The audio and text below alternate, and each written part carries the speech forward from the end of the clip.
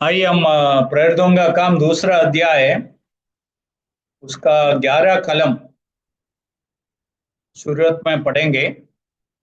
बाद में हम उसके ऊपर मनन करें।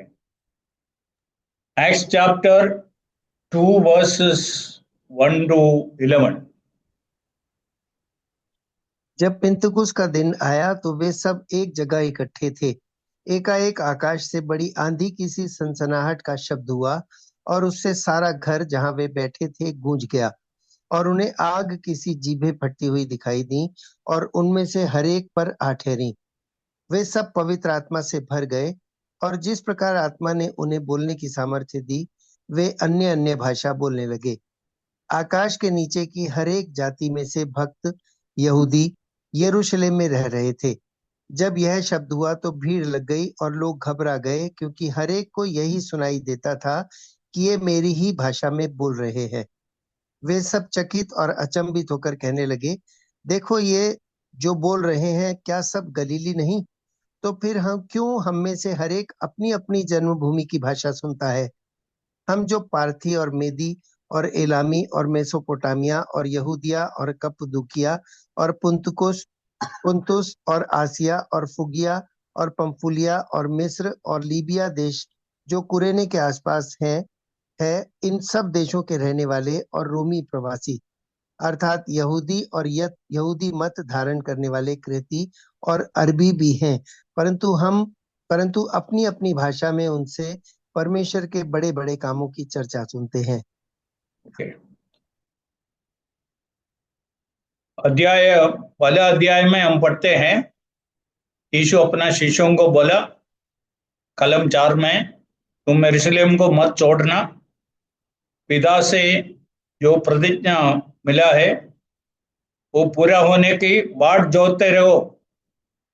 इसलिए उन लोग इस आज्ञा को ऐसा ही मान के ओलिव पहाड़ से वापस यरूशलेम में आया। यरूशलेम में आके 10 दिन प्रार्थना में समय बिताया और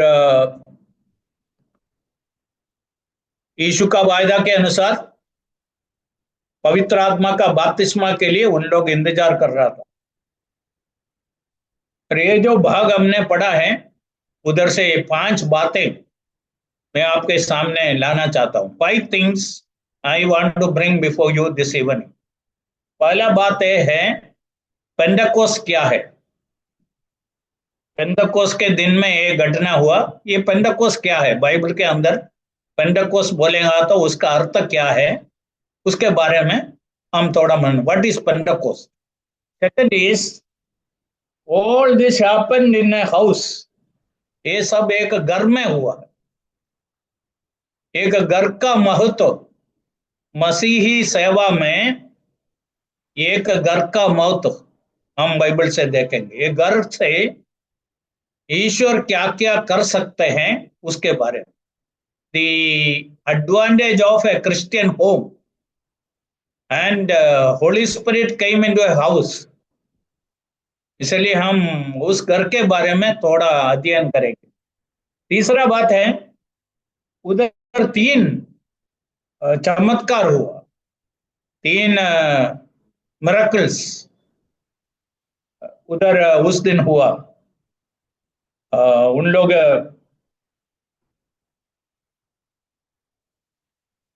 बहुत बड़ा एक शब्द सुना, आंधी जैसा। दूसरा, आग के आग कैसी जीभें बढ़ती हुई दिखाई दिया। तीसरा, उन लोग अन्य भाषा बोला। 3 घटना हुआ। दे heard a big sound like a mighty strong wind. Then secondly, they have seen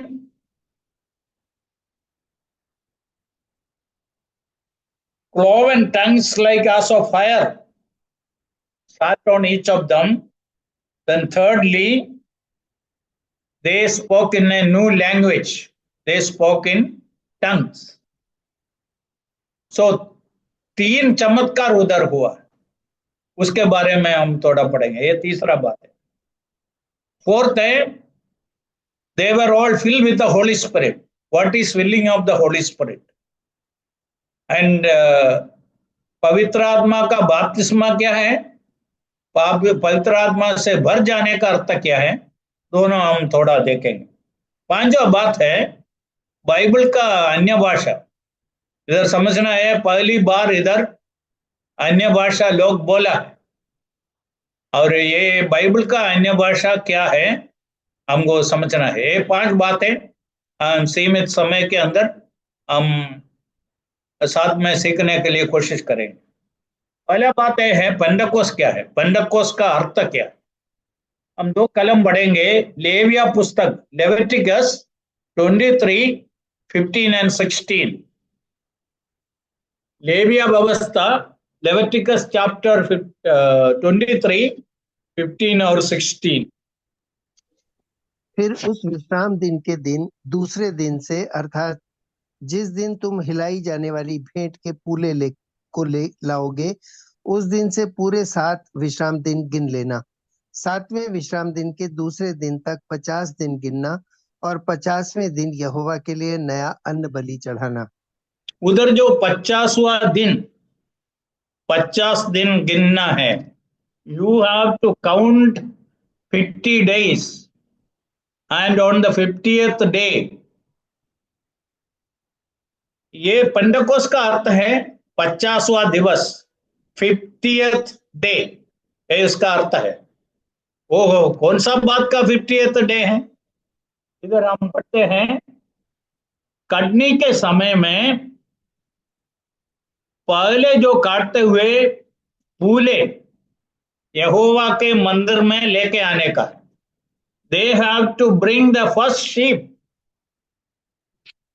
of the new year when the harvest takes place। वो पहला शीप यहोवा के मंदिर में लेके आने का, पहला फूले लेके आने का, वो क्या बताता है, इसके पीछे ऐसा बहुत फल आने वाला है, फल आने वाला है। और उनका कटने का समय 50 दिवस लंबा था। So their harvest time was 50 days। On the 50th day, 50 दिन जब पूरा होते हैं, उन लोग ये नया जो फसल निकला है, उपज निकला है, उससे कुछ रोटी बना के यहोवा के मंदिर में लेके आने का। 17वां कलम में, तुम अपने घरों में से एफा के 2/10 अंश मैदे की 2 रोटियां हिलाने की भेंट के लिए ले आना। ईश्वर उनका खेती को आशीर्वाद किया, और उसका आनंद मनाने के लिए ये 50वां दिन वो नया जो फसल है उसमें से 2 रोटी बना के लेके आने का। So that was a festival given to the Jews. यहूदी लोगों को दिया हुआ एक पर्व था। Year after year they used to celebrate this festival. So you should understand two things are very important here. 2 बातें इधर बहुत महत्वपूर्ण है। पहला, फूले घर यहोवा के घर में लेके जाते हैं। पहला दिवस जब कटनी शुरू होता है, फल नया फसल काटते समय में पहला फूले यहोवा के घर में लेके जाने। The first sheep they have to take it to the house of God before the harvest starts. And from that day onwards, उस दिन से लेके 50 दिन गिनने का है। और 50वां दिन सारा कटनी पूरा होने के बाद उस नया फसल से 2 रोटी बना के यहोवा के घर में लेके आने का। और उन लोग ईश्वर को धन्यवाद देते हैं। पूरा साल का जो खाना का जरूरत है उनके लिए ईश्वर उनका खेती को आशीष किया, खेती से जो उपज इकट्ठा किया उसके लिए ईश्वर को धन्यवाद देते हैं। और ये नया नियम में क्या बताता है और इधर जो गए हैं क्या बताता है। और हम पहला कुरिन्दी 15वां अध्याय से 2 कलम पढ़ेंगे। First Corinthians chapter 15।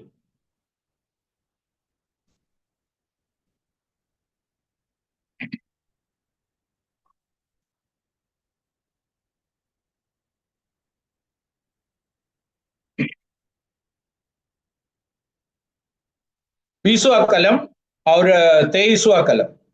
First Corinthians पहला कुरिन्दी 15वां अध्याय 20 और 23। परंतु सचमुच मसीह मुर्दों में से जी उठा है, और जो सो गए हैं उनमें वह पहला फल हुआ। 23। परंतु हरेक अपनी अपनी बारी से पहला फल मसीह, फिर मसीह के आने पर उसके लोग। ओके, इधर एक बहुत बड़ा सच्चाई सिखा रहा है। यीशु मसीह मरे हुए में से पहला फल होके जी उठा। यीशु का पुनरुत्थान पहला फल के समान, मिट्टी से यीशु पुनरुत्थान होके बाहर आए। अभी 23 में जो लिखा है, परंतु हर एक अपनी अपनी बारी से पहला फल मसीह, फिर मसीह के आने पर उसके लोग। यीशु मसीह जब वापस आएंगे, अनगिनत लोगों का पुनरुत्थान उस दिन जो मसीह का है, मसीह का है, उस दिन होने वाला है। ले पेंटकोस्त के दिन में 50वां दिन मसीह के लिए लोगों को इकट्ठा किया, लोग बच गया। भविष्य में पुनरुत्थान पाने वाला लोग उस दिन नया फल के रूप में मसीह के साथ जुड़ गया। People were gathered who are going to be resurrected in the future. They are gathered. So इधर पहला फल यीशु मसीह है, मरे हुओं में से पहला फल होके यीशु पुनरुत्थान पाया। हमको मालूम है यीशु मसीह का पुनरुत्थान बाइबल का पहला पुनरुत्थान नहीं है। दूसरे लोगों का भी पुनरुत्थान बाइबल के अंदर है। यीशु मसीह जब इधर था 3 लोगों का पुनरुत्थान किया। फिर क्यों इधर ऐसा बोला है, बाकी लोग सब और इस दुनिया में जी के वापस मर गया। यीशु मसीह हमेशा के लिए जीने के लिए पुनरुत्थान हो। इसलिए विश्वासियों का जो पुनरुत्थान भविष्य में होने वाला है वो हमेशा के लिए जीने के लिए, हमेशा जीने के लिए पुनरुत्थान होने वाला है। ये हमको समझने का बात है। चलिए, यीशु मसीह का पुनरुत्थान पहला फल के समान पहला पुनरुत्थान है। ये पहला फूले मंदिर में लेके जाते हैं, उन लोग क्या बताते हैं, ऐसा दूसरे फूले कैतर से बहुत निकलने वाले हैं। समझ रहा है क्या? ये है। इसी प्रकार यीशु मसीह का पुनरुत्थान बताता है, पुनरुत्थान होने वाला है और पुनरुत्थान है। अनगिनत लोगों का पुनरुत्थान होने वाला है। ये सच्चाई बताता है। इसलिए 50वां दिवस यहूदियों के लिए एक महत्वपूर्ण दिवस था। यीशु का पुनरुत्थान से लेके 50वां दिन, ये जो घटना, पवित्र आत्मा आया, उन लोग पवित्र आत्मा का बपतिस्मा पाया और पवित्र आत्मा से भर गया, अन्य भाषा बोला, बाद में दूसरों के सामने साक्षी दिया, संदेश दिया, और अनगिनत बहुत लोग, 3000 लोग उस दिन ईश्वर के राज्य में जोड़ा गया। ये अध्याय में बताते हैं। चलिए, आपको थोड़ा समझने का है पेंटेकोस्ट क्या है। बाइबल में 2 बार बताया हुआ एक शब्द है पेंटेकोस्ट, नया नियम। ये पहली बार है। ये पेंटेकोस्ट का अर्थ इतना ही है, 50वां दिवस। 50वां दिवस कहां से होता है, कहां से शुरू होता है? पहला फल, पहला फूले, द फर्स्ट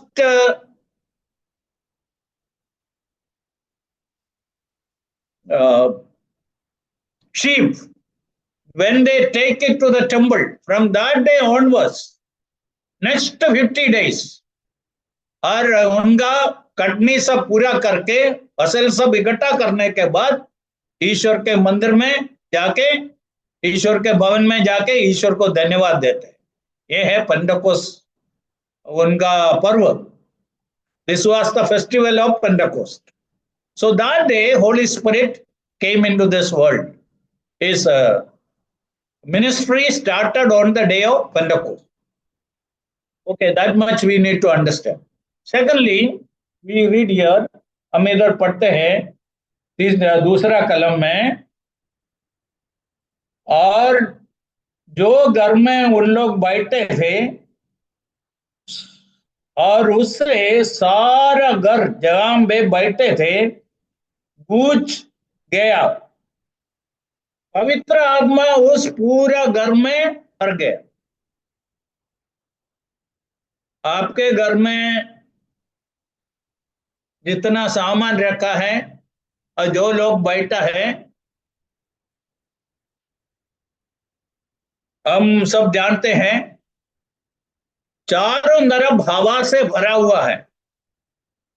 हम हवा के बीच में बैठे हैं। हमारे जितना बाकी जगह है पूरा हवा से भरा है। इसी प्रकार उस कमरे के अंदर पवित्र आत्मा आके भर गया। ये इसलिए समझना है, यीशु मसीह क्या बोला था? थोड़े दिनों के अंदर तुमको पवित्र आत्मा का बपतिस्मा मिलेगा। इनको पवित्र आत्मा का बपतिस्मा मिला है क्या? ये पवित्र आत्मा का बपतिस्मा क्या है? हम एक कलम पढ़ के इसमें वापस आएंगे। पहला कुरिन्थी 13 का 12, 12 का 13, फर्स्ट कोरिन्थियंस 12 वर्स 13। उधर बपतिस्मा क्या के लिए है, बपतिस्मा के द्वारा क्या होते हैं, पवित्र आत्मा का बपतिस्मा, उसके बारे में लिखा है। क्योंकि हम सब ने, क्या यहूदी हो क्या यूनानी, क्या दास हो क्या स्वतंत्र, एक ही आत्मा के द्वारा एक देह होने के लिए बपतिस्मा लिया, और हम सबको एक ही आत्मा पिला। ओके, एक ही आत्मा से बपतिस्मा होके एक देह बनाया गया। ये एक देह का अर्थ क्या है? प्रभु का मंडली। प्रभु का मंडली को बताया है यीशु मसीह का शरीर है, देह है। ओके, और उस दिन वो एक मंडली बनाया। ये कौन सा मंडली है? वो मंडली के बारे में यीशु मसीह मत्ती 16 में बोला। क्या बोला? इस पत्थर के ऊपर मैं मेरा मंडली को बांधूंगा, मैं मेरा मंडली को बांधूंगा। इसलिए पेंतेकोस्त के दिन में उस मंडली बांधने का काम शुरू हो गया। और बांधने का शुरू होते समय में कैसा किया? उधर जितने लोग बैठे थे उनको सब आत्मा में डुबा के बपतिस्मा देके, पवित्र आत्मा का बपतिस्मा देके उनको एक देह बनाया। और ये समझना है, आज क्रिश्चियन के बीच में, क्रिश्चियन धर्म में कितना मंडलियां हैं, और बाइबल एक ही मंडली के बारे में बताता है। वो कौन सा मंडली है? मत्ती 16 में यीशु बोला हुआ मंडली, मैं मेरा मंडली को बांधूंगा। और समझना है, ये 2000 साल से यीशु अपना मंडली को बांधता है, पवित्र आत्मा के द्वारा बांधता है। और ये बांधते समय में शुरुआत में क्या किया, एक देह बनाया मंडली को। उधर 120 लोग बैठे थे, उनको सब पवित्र आत्मा में डुबा के एक देह बनाया। अभी एक विश्वासी उद्धार पाते समय में उनको मंडली में जोड़ देते हैं। वो मंडली को ऑलरेडी पवित्र आत्मा का बपतिस्मा मिल गया, इसलिए ऑटोमेटिक हमको बपतिस्मा, पवित्र आत्मा का बपतिस्मा मिलते।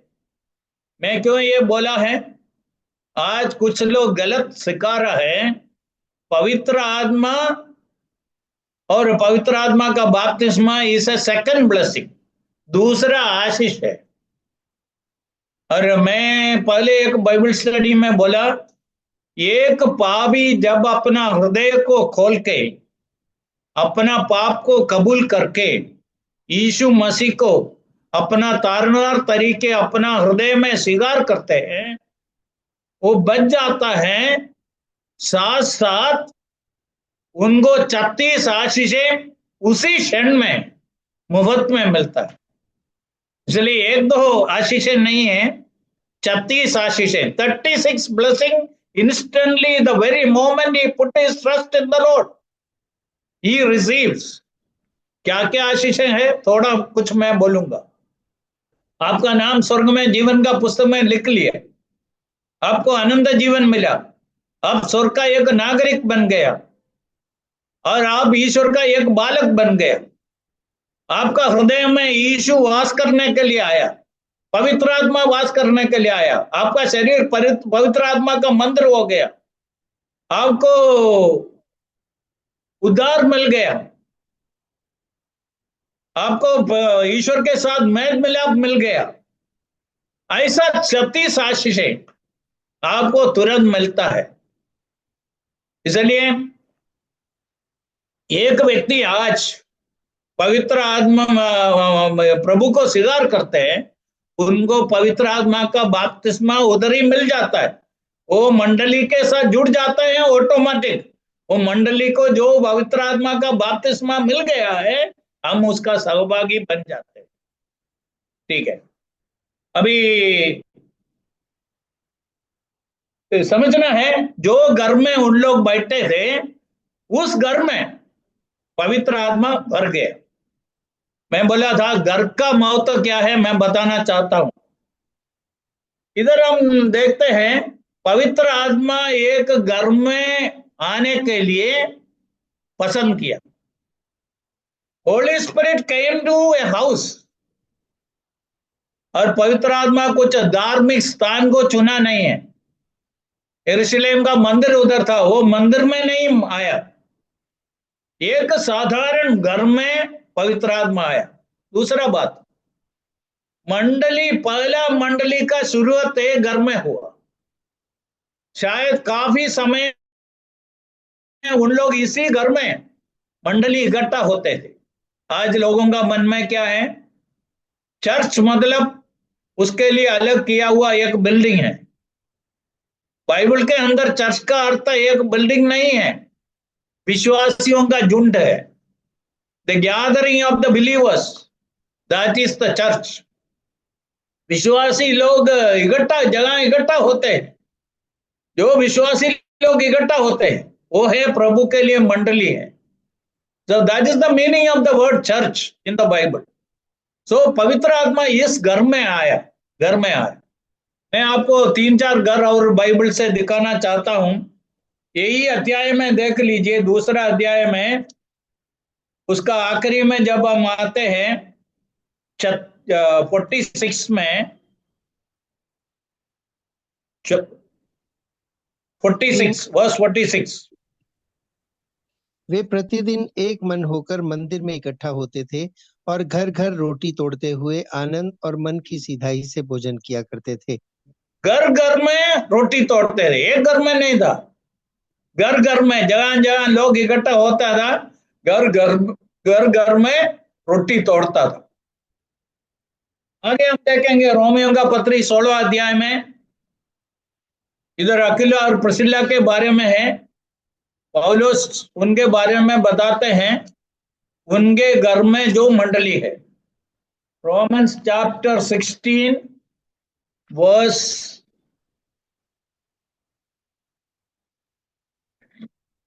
3 and 5.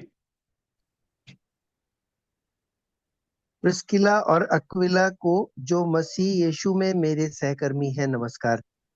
पांचवा उस कलम। उस कलीसिया को भी नमस्कार जो उनके घर में है। ओके, प्रिस्किला और अक्विला जो मेरा सहकर्मी है और जो मंडली उसके घर में इकट्ठा होते। चलिए, रोम के बारे में है। रोम में एक से अधिक मंडली था। पौलुस उनको विश करते समय में उनको बोल रहा है, और प्रिसिला और अकीला के घर में जो मंडली है उसको भी मेरा सलाम देना है, नमस्कार देना है, ऐसा बोलते हैं। चलिए, रोम में एक मंडली ये प्रिसिला और अकीला के घर में था। और पहला कोरिन्थी 16 अध्याय में देख लीजिए, पौलुस से पत्री एफेसुस से लिख रहा है। लिखते समय में पौलुस इसी पति पत्नी के बारे में लिखा है। 19वां कलम। आसिया की कलीसियाओं की ओर से तुमको नमस्कार। अक्विला और प्रिस्का का और उनके घर की कलीसिया को भी तुमको प्रभु में बहुत बहुत नमस्कार। ओके, इधर पौलुस एफेसुस में है। एफेसुस से पहला कोरिन्थी लिखा। उस समय लिखते समय में बोलता है, अक्विला और प्रिस्का का ओर से तुमको नमस्कार। चलिए, उनके घर की कलीसिया के साथ। चलिए, एफेसुस में जब उन लोग थे, उन लोग एफेसुस में भी अपने घर में इकट्ठा होते। अभी कोलोसियन का पत्री 4 में आइए, और एक मंडली घर में इकट्ठा होते हम देखेंगे।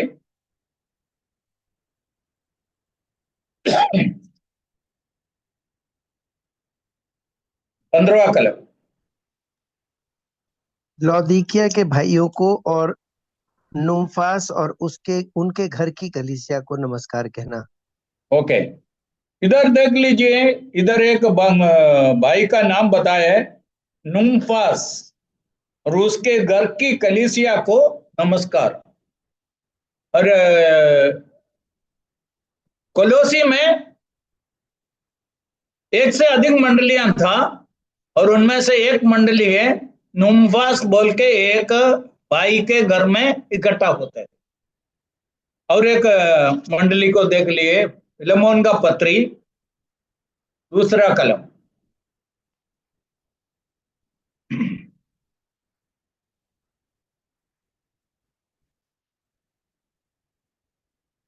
इब्रानियों का पत्री से पहले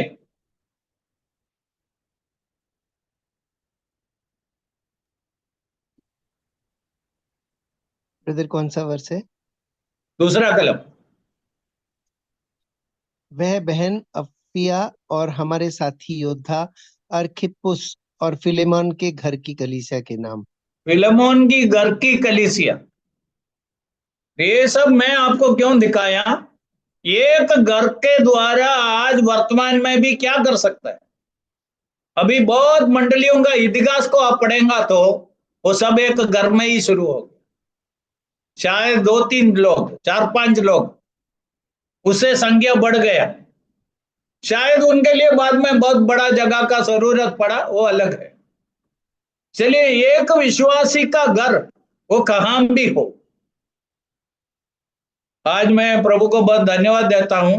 गल्फ राज्य में कुवैत हो, मस्कट हो, दुबई हो, और सऊदी अरेबिया हो, उधर विश्वासी लोग घरों में इकट्ठा होते थे। अभी थोड़ा कुछ स्वतंत्रता मिल गया, फ्रीडम मिल गया इससे पहले, और आज भी बहुत जगह में विश्वासियों के घर में इकट्ठा होते। अभी एक बात आपको समझना है, यीशु मसीह क्या वायदा हमको दिया है? जहां 2 और 3 मेरे नाम में इकट्ठा होते, मैं उनके बीच में हाजिर हूं।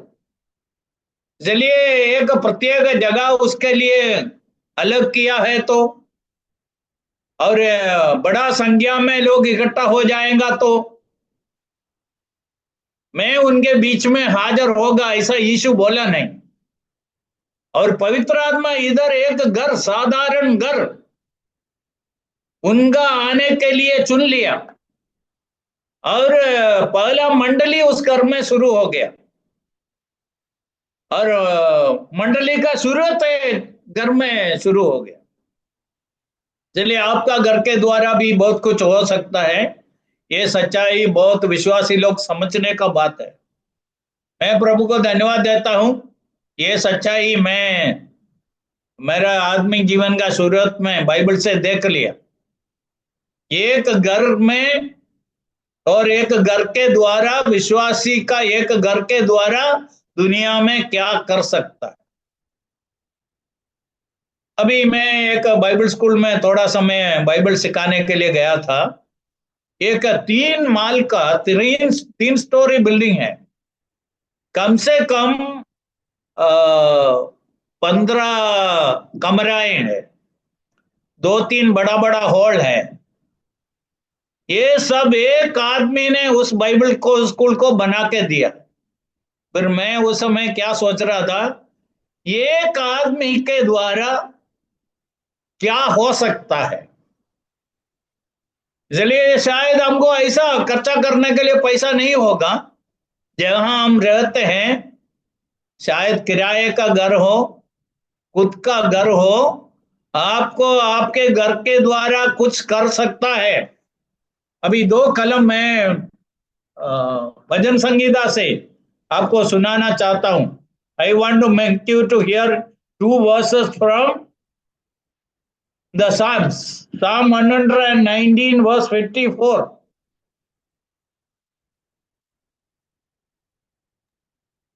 जहाँ मैं परदेशी होकर रहता हूँ, वहाँ तेरी विधियां मेरे गीत गाने का विषय बनी है। ओके, इसका इंग्लिश कैसा है? जो घर में मैं परदेशी होकर रहता हूं, वहां तेरा विधिया मेरा गीत गाने का विषय है। I read it in English. Your statutes have been my songs in the house of my pilgrimage. चलिए, एक विश्वासी का घर अपना पिलग्रिमेज है। उस घर में ईश्वर का विधियों के बारे में गाना गाते हैं। अभी है ना, आज के जमाने में भी ये मोबाइल के कारण आपके घर में आप कौन सा गाना सुनते हैं, थोड़ा देखना अच्छा है। और देख लिए 118 का, भजन संगीता 118 का 15वां कलम। धर्मियों के तंबू में धर्मियों के तंबुओं में जय जयकार और उद्धार की ध्वनि हो रही है। धर्मियों का तंबू, धर्मियों का तंबू का है, तो उसका विपरीत क्या है? अधर्मियों का तंबू। समझना है, सब धर्मियों का तंबू नहीं है, अधर्मियों का तंबू। हमारा घर तंबू के समान है। ओके, और उसमें क्या होगा? जय जयकार और उद्धार की ध्वनि हो रही है। जय जयकार और उद्धार की ध्वनि हो रहा है। The voice of rejoicing and salvation is in the tabernacle of the righteous, the tents of the righteous. चलिए, आपका घर कैसा घर है, उस घर से क्या शब्द निकलते हैं, ये सब देखने का। अभी भी कुछ विश्वासी बोल के गर्व करते हैं। ऐसे लोगों के घरों में मैं जाता हूं, उधर जो फिल्म का गाना चालू होगा, हमको देखने के बाद ही वो चालू रहेगा, और फिर बाद में बोलना पड़ेगा, ये थोड़ा बंद करो, मैं आपसे थोड़ा बात करना चाहता हूं। कितना शर्म का बात है। और एक प्रभु का सेवक आया, फिर भी ये बंद करना नहीं चाहते। नहीं, ऐसा ही नहीं होने का है। फिर भी कम से कम एक प्रभु का दास आया, चलो हम बंद करेंगे, ऐसा सोचता नहीं। चलिए, आपका घर, वो जो पहला घर किसका है हमको मालूम नहीं है। यरूशलेम में जो घर था, उस घर में पवित्र आत्मा आया, वो घर पवित्र प्रभु का लोगों को इकट्ठा होने के लिए दिया। पहला मंडली उधर शुरू हो गया, इसलिए बाइबल के अंदर उसके बारे में बताया है। ओके, तीसरा बात में हम आएंगे। इधर 3 चमत्कार हुआ है, ध्यान से सुनना है। They heard a sound, they saw a sight, they spoke a new language. उन लोग एक आवाज सुना, उन लोग कुछ देखा, तीसरा उन लोग एक नया भाषा बोला। भी ये तीनों मैं क्यों आपके ध्यान में लाता हूं? इनमें से पहला 2 बातें उधर ही खत्म हो गया, बाद में कहां भी ऐसा बातें नहीं हुआ। ये मैं क्यों आपको दिखाया मालूम है? कुछ लोग ऐसा बोलते हैं, दावा करना चाहते हैं, पहला शताब्दी में जो कुछ हुआ है आज भी होता है, होना है। इसके लिए मैं आपको दिखाया। ये 3 घटना हुआ, उसमें से 2 उधर ही खत्म हो गया, बाद में कुछ रिपीट नहीं हुआ। एक ही बात थोड़ा समय के लिए चालू था, वो अन्य भाषा। उधर 3 बातों के बारे में हम पढ़ते हैं। बहुत बड़ा आंधी जैसा शब्द हुआ, आंधी की सी सनसनाहट का शब्द हुआ है, बहुत बड़ा आवाज हुआ। दूसरा क्या हो गया? आग की सी जीपें बढ़ती हुई दिखाई दिया, और अब उनके ऊपर आके बैठ गया। तीसरा है पवित्र आत्मा से भर गया, और जिस प्रकार आत्मा ने उन्हें बोलने को सामर्थ दी, वे अन्य अन्य भाषा बोलना शुरू किया। ये 3 चमत्कार उधर हुआ है। इसके बारे में यदि जरूरत है तो बाद में मैं बोलूंगा, क्योंकि अभी 2 बातें और बोलने के लिए बाकी है। इतना समझने का है, ये तीनों बात बाद में कहां भी साथ में हुआ नहीं। 2 बात, पहला 2 बातें, बहुत बड़ा आवाज, और उन लोगों ने देखा आग का सा फटे हुए जीपे, उन लोग बाद में देखा नहीं, खाली अन्य भाषा लोग दूसरे जगह में बोला। चौथा बातें हैं, they were all filled with the Holi spirit. अभी पवित्र आत्मा से भर जाना और पवित्र आत्मा का बपतिस्मा होना, दोनों 2 बातें हैं। बपतिस्मा बाहर का बात है, पवित्र आत्मा से भर जाना अंदर का बात है। अभी उन लोग जब पवित्र आत्मा से भर गया, अन्य भाषा बोला। भर जाने का अर्थ क्या है? To be controlled by the Holi Spirit, अपना कंट्रोल से ऊपर उनको पवित्र आत्मा कंट्रोल करना शुरू किया। अभी हम एफेसियों का पत्री 5 अध्याय का 18 पढ़ेंगे।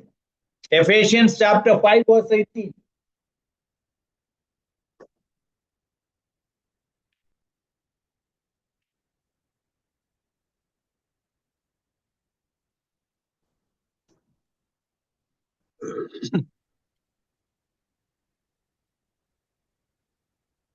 दाखरस से मतवाले ना बनो, क्योंकि इससे लुचपन होता है, पर आत्मा से परिपूर्ण होते जाओ। आत्मा से भर जाओ, B filled with the Holi spirit, this is a command.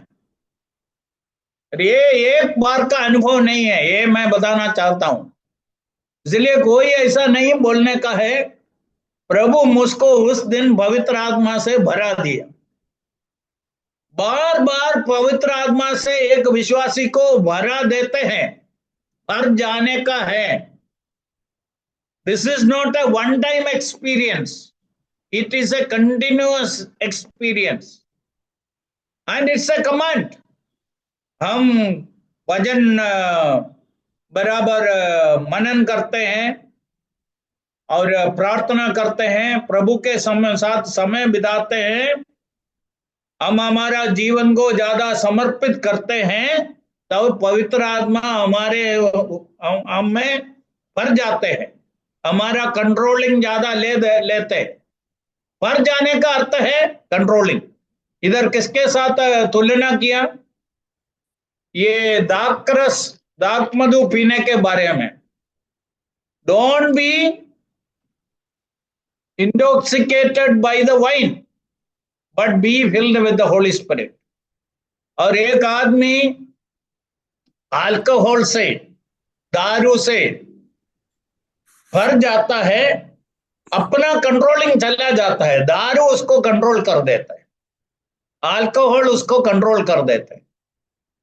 और इसके बदले में एक विश्वासी अपना जीवन पूरा समर्पित करके पवित्र आत्मा उसके अंदर भर जाता है, उसका कंट्रोलिंग के ऊपर एक कंट्रोलिंग उसके जीवन में महसूस कर सकते हैं। ये एक विश्वासी के जीवन में बार बार होने का है। अरे प्रेरितों का काम से 3-4 कलम हम जल्दी पढ़ेंगे, 4 का 8। तब पतरस ने पवित्र आत्मा से परिपूर्ण होकर उनसे कहा। पत्रोस ने पवित्र आत्मा से परिपूर्ण होकर,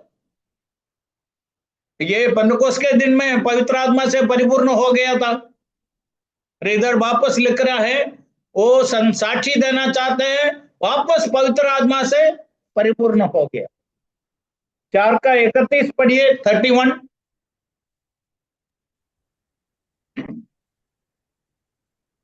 जब वे प्रार्थना कर चुके तो वह स्थान जहाँ वे इकट्ठे थे हिल गया और वे सब पवित्र आत्मा से परिपूर्ण हो गए और परमेश्वर का वचन हियाव से सुनाते रहे। Okay, when they prayed they were filled with the Holi Spirit. वापस पवित्र आत्मा से भर गया।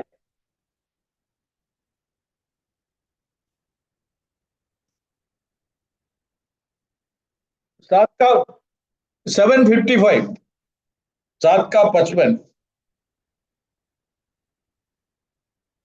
परंतु उसने पवित्र आत्मा से परिपूर्ण होकर स्वर्ग की ओर देखा और ओके, परमेश्वर इधर पूरा पढ़ने के लिए हमारे पास समय नहीं है। स्टीफन के बारे में है, वो उसका संदेश का आखिरी में जब आया पवित्र आत्मा से भर गया। और आगे हम 9 का 17 में पढ़ते हैं। तब हनन्याह उठकर उस घर में गया और उस पर अपना हाथ रखकर कहा, हे भाई शाऊल, प्रभु अर्थात यीशु जो उस रास्ते में जिससे तू आया है तुझे दिखाई दिया था, उसी ने मुझे भेजा है कि तू फिर दृष्टि पाए और पवित्र आत्मा से परिपूर्ण हो जाए। ओके, पवित्र आत्मा से परिपूर्ण हो जाए। और यही यही पौलुस, हम बढ़ते हैं 13 का 9 में देख लीजिए, वापस पवित्र आत्मा से परिपूर्ण हो गया। 13 का 9। तब शाऊल ने, जिसका नाम पौलुस भी है, पवित्र आत्मा से परिपूर्ण हो उसकी ओर ओके टकटकी लगा। ओके, उधर हम रुकेंगे। ये सब क्यों मैंने आपको दिखाया?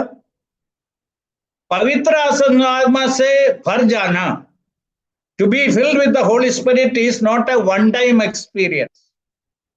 एक ही बार का अनुभव नहीं है। उद्धार एक बार का अनुभव है, बपतिस्मा एक बार का अनुभव है। फिर ये पवित्र आत्मा से भर जाना एक बार का अनुभव नहीं है, बार बार पवित्र आत्मा से भर जाना। ये आत्मिक जीवन का उन्नति के लिए, हम प्रभु के लिए उपयोगी होने के लिए एक अनिवार्य बात है, पवित्र आत्मा से भर जाना। आखिरी बात में इस बात से हम आएंगे, अन्य भाषा क्या है। इधर 3 कलम अब बराबर समझ के पढ़ेगा तो आपको अन्य भाषा क्या है मालूम है। अभी इसके बारे में बोलने से पहले देख लीजिए, और ये 6वां कलम में,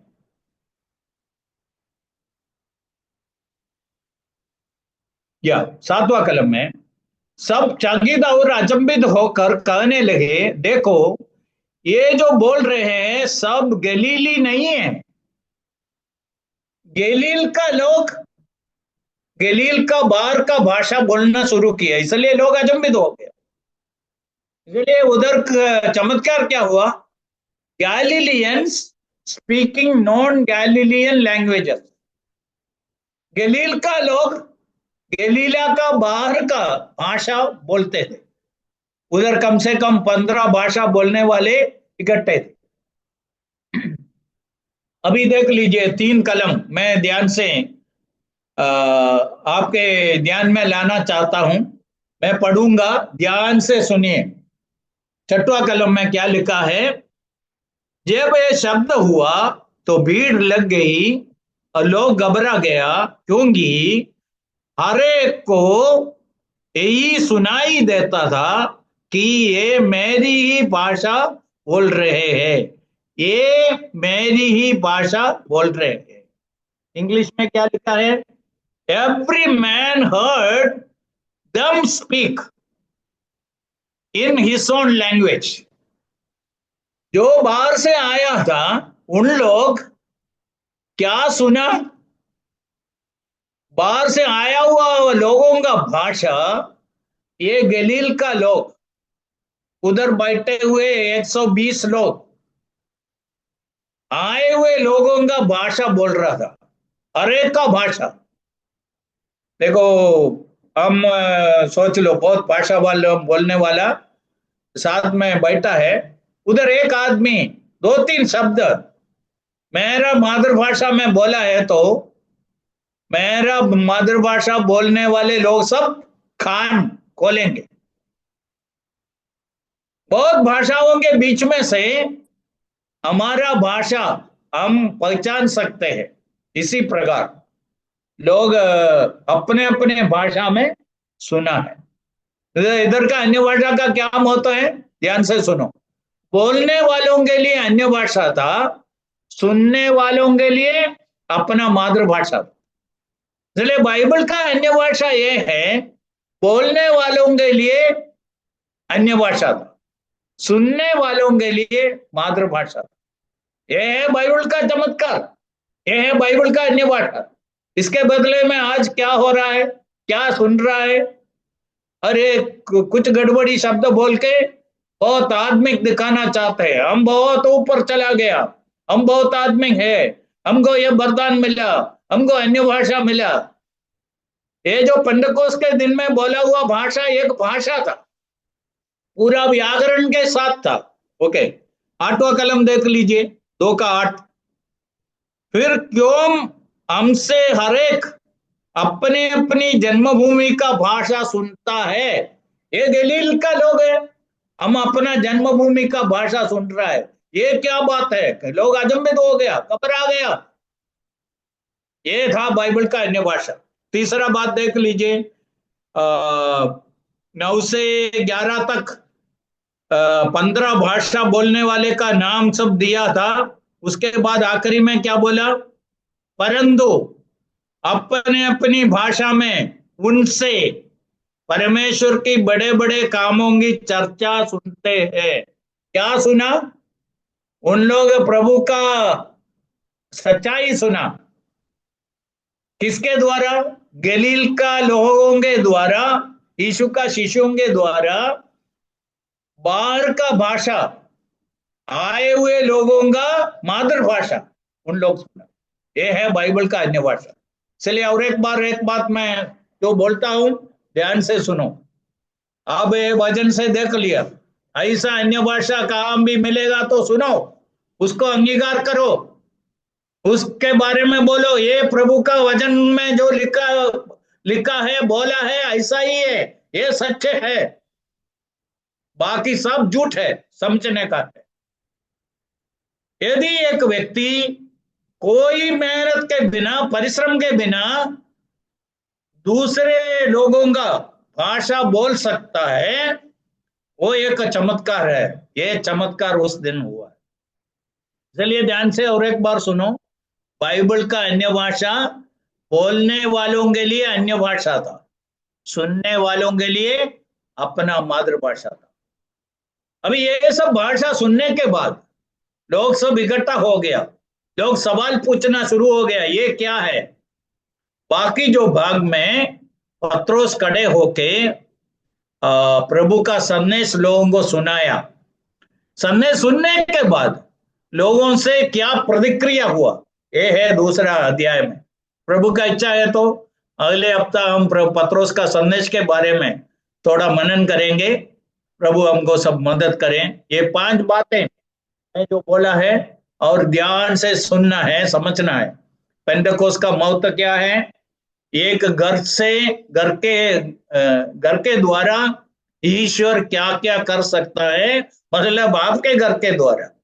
उधर हुआ वो अलग बात है।